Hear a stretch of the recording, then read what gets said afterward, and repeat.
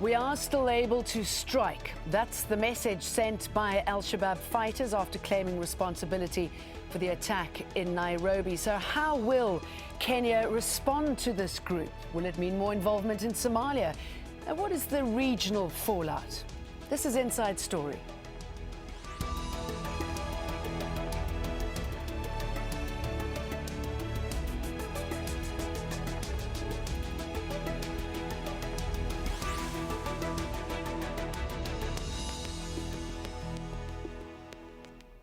Hello, welcome to the program. I'm Jane Dutton. A gun battle inside a shopping centre in the Kenyan capital, Nairobi, has left many people dead, many more injured. 24 hours later, an operation to secure the Westgate Centre, one of the city's most exclusive shopping malls, is ongoing. An unknown number of hostages are still being held. The Somali group Al-Shabab say they are responsible. Let's take a quick look at who they are. Its full name is Harakat Al-Shabab Al-Mujahideen, or the Movement of Jihadi Youth. It was formed in 2006 as an offshoot of the Islamic Courts Union, a religious alliance which controlled large parts of Somalia before being driven out. With as many as 9,000 fighters, Al-Shabaab has since fought a succession of foreign forces in Somalia from Ethiopia, Kenya and Uganda. Mohamed has this report. The attack in Nairobi is one of the biggest Al-Shabaab has carried out outside Somalia. It could not have come at a more improbable time. The territory Al-Shabaab controls in Somalia is shrinking. The group has also just emerged from a leadership struggle. Al-Shabaab's shadowy leader, Ahmed Abdi Godane, who goes by the title Emir, managed to realign the group's leadership and consolidate his power by killing some of his main opponents. Al-Shabaab first emerged as a violent offshoot of the Union of Islamic Courts, which took control of Mogadishu in 2006. At the end of that year, Al-Shabaab fighters unsuccessfully fought Ethiopian troops who had invaded Somalia to back the weak interim government.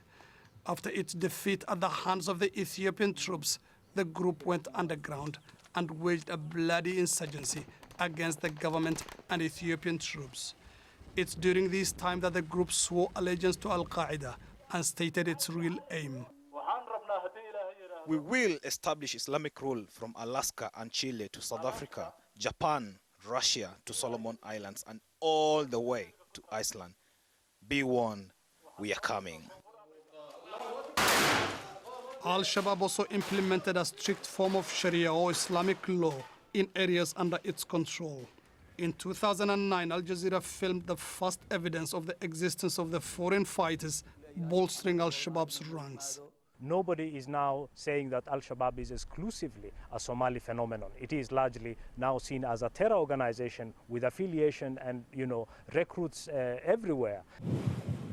In 2011, Kenya sent its troops to Somalia to fight Al-Shabaab. It was the first time the Kenyan troops went to war. A year later, facing thousands of Kenyan and Somali government troops and the occasional suspected American drone strike, Al-Shabaab fled the port city of Kismayo, its biggest source of revenue. The group has since hit back with unconventional tactics such as car bombs, suicide attacks, and roadside bombs. The Kenyan leadership say there will be no let-up in the fight against Al-Shabaab, both inside and outside its borders. Mohamed, Al Jazeera.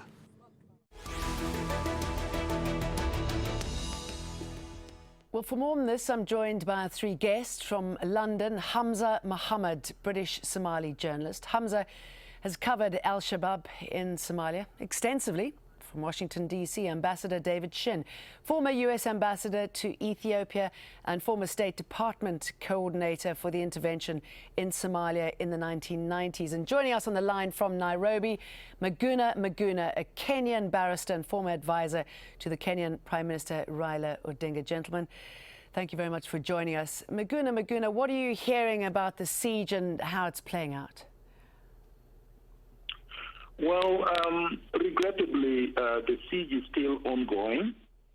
The latest report is that the terrorists have occupied and taken over 2 floors of the Westgate Mall, the 4th and the 5th floor. They still have hostages. The estimation is about 50 hostages. The terrorists are estimated between 10 and 15 in number. I understand there are both female and male terrorists.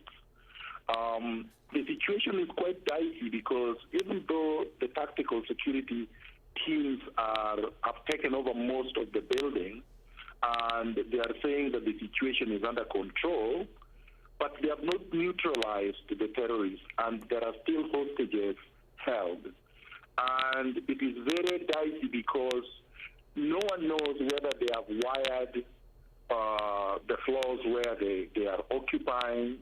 Nobody knows how many exactly are dead on those floors, how many are injured. Nobody knows the kind of weapons they are having. Nobody knows whether these are people who are ready to die or they can easily be neutralized and arrested without any more bloodbath. Already about 60 casualties have been reported. This is dead people out of them all, and about 200 seriously injured are currently hospitalized. And so obviously this situation, excuse me interrupting you, is likely to change by the time we do go to air, and obviously we're hoping for a swift resolution to this. Are you surprised that the government was taken by surprise? Yes and no. I mean, no, I start with no because there is no country in the world that can secure every single building, every single infrastructure and facility. Even the United States, the only superpower, cannot do it. Israel, which has been involved in, incursions with the Palestinians, cannot do it. I wouldn't have expected Kenya, which has much less sophistication, firepower, and well-trained security forces to have done it. But yes, in the sense that it's taken too long before a final resolution. And the number of people that were involved with automatic weapons and the ease with which they entered the building and started shooting without any of them going down, that is a surprise, given the prestige of the facility they took over. Hamza Mohamed, you know Al-Shabaab. You've spent a lot of time with them, a lot of time researching them. What do you make of this attack and the message that they're trying to get across? To answer that question comprehensively, I think we need to go back to before Kenyan troops went into Somalia. Just before we came on air, I spoke to Al-Shabaab commanders. They were really angry at what they see as a broken working relationship, as they put it, between them and the Kenyan government. Before 2011, before the Kenyan forces went into Somalia, Al-Shabaab controlled almost all the towns bordering Kenya and Somalia. At that time, that region of Kenya was very peaceful, and I think it's well documented that the town of Garissa, which now sees curfews and assassinations and even roadside bombs, was one of the most peaceful towns in Kenya. There was that relationship, but what Al-Shabaab commanders say is Kenya was at the same time planning to attack them, as was shown by the cables leaked by WikiLeaks. At the same time telling them that everything was okay, as long as you don't interfere or do anything in Kenyan borders, we would not attack. So Al-Shabaab see this as a reaction to what they see as a Kenyan action, Kenyan forces invading Somalia. So to see what happened, what's going on in Nairobi, you have to go back and look at how this Al-Shabaab were controlling most parts of the border towns, and yet the Kenyan towns at the border were very peaceful. Also, you need to look, this is the first attack in Nairobi that Al-Shabaab have claimed. All those attacks that previously the Kenyan government said were carried out by Al-Shabaab, Al-Shabaab never used to claim responsibility. So why did Al-Shabaab came out yesterday and claim responsibility? I think that is something that would come out in the coming days and hours. David Shinn, what are your thoughts? You've been involved in Somalia too. You've represented Ethiopia, or you've certainly been part of the diplomatic maneuvers alongside Ethiopia. What do you make of what's happened and the modus operandi of Al-Shabaab? Well, first, I would suggest that more than a dozen attacks that have taken place inside Kenya in the last 2 years have probably been carried out by Al-Shabaab. Whether they acknowledged complicity or not, the evidence would suggest that. So this is not, in my view, the first attack by Al-Shabaab inside Kenya. It's simply by far the biggest one. As far as a peaceful area inside Kenya prior to the Kenyan forces entering Somalia, that's only partly true. It was certainly more peaceful than it is today, but there were attacks on foreigners inside Kenya before Kenyan forces went into Somalia. And that's one of the reasons they went in, because it was harming the tourist industry in Kenya. So there was a lot going on before the Kenyan forces went in. As far as what this means for the current situation of Al-Shabaab, it does show that they're very good at attacking a defenseless civilian location, and can do so with very committed people, can do so effectively. And as a result, they can get an enormous amount of publicity in the international press. But it also shows their weakness. They attack a civilian facility in Kenya because they are not capable of attacking the African Union forces inside Somalia. Nor are they capable of attacking the Kenyan forces inside Somalia. So they go to an easy target, and that they can do. Do you agree with that, Hamza? Not entirely. If we look at the number of attacks carried out by Al-Shabaab in Kismayo, the biggest city the Kenyan forces control, almost every night there are Al-Shabaab attacks. Not as big as the one we see in Nairobi or the ones that we see often in Mogadishu. If you look at the number of attacks just in the last 6 months, there have been more than 6 big incidents of Al-Shabaab attacks in Mogadishu. A good example of that is the UNDP compound attack. That was daylight and it lasted for hours. Just months before that, there was the courtroom attack in the heart of Mogadishu. There was also an ambush on the Somali president just a few days prior to this lesson. I think it was 3-4 weeks ago. So to say Al-Shabaab are weak, I think that is oversimplifying the situation that's currently in Somalia.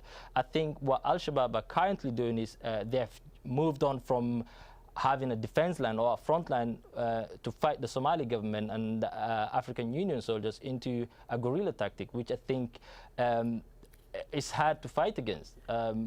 In Mogadishu, okay, let's talk a little bit more about the rise of the so-called militant groups, not only in Somalia and Kenya. They're expanding their reach across the Sahel and the Sahara over the last decade. Most of these groups operate under the umbrella of AQIM, or Al-Qaeda in the Maghreb, who has its roots in groups in Mali, Algeria, Libya and Tunisia. Another organization gaining traction is Boko Haram, based mainly in northern Nigeria. They are determined to bring Islamic law to the region. Of course, as we've just heard, Al-Shabaab, who want the removal of all those foreign forces from Somalia. David, US military officials believe that these organizations are deepening their ties with each other and possibly coordinating their attacks. What do you have to say about that? Well, there's certainly evidence to suggest that.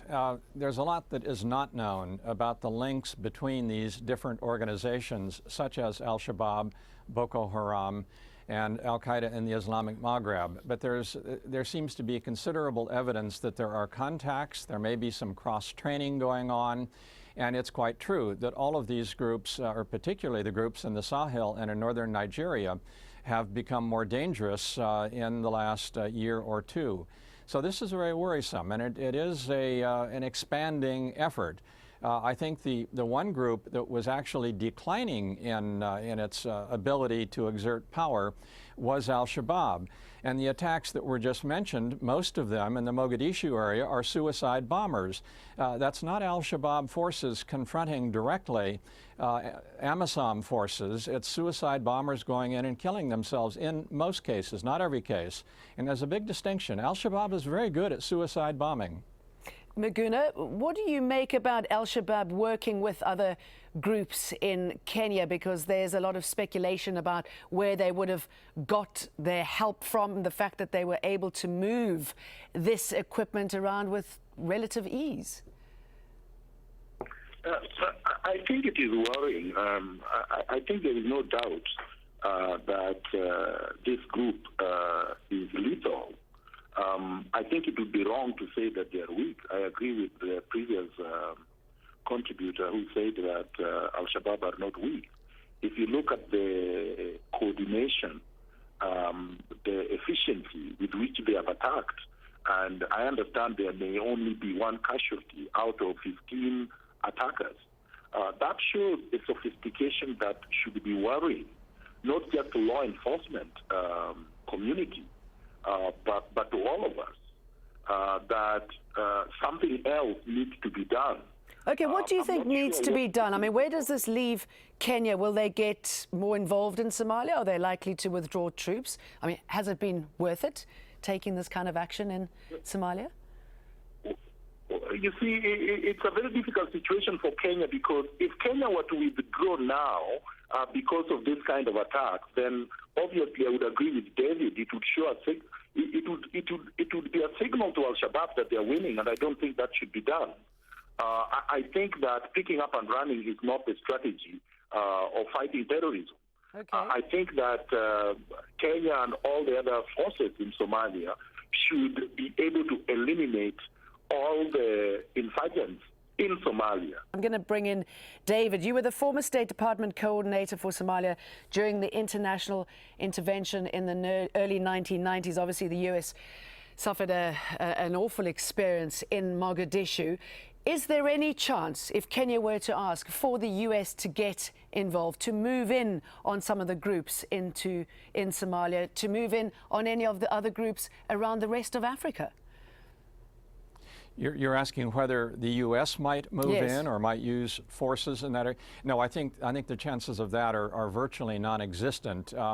But I would suggest that what the Ugandans did after the attack in Kampala in July of 2010 was to significantly speed up and increase their activity in Somalia, to send more troops in to deal with Al-Shabaab. Now, I have no idea what Kenya will do, but I think the Ugandans were fairly successful in what they accomplished. I've always argued that the sooner the Kenyans leave Somalia, the better, as soon as it's possible to do that. The timing now is very bad for doing that. It would send the wrong message.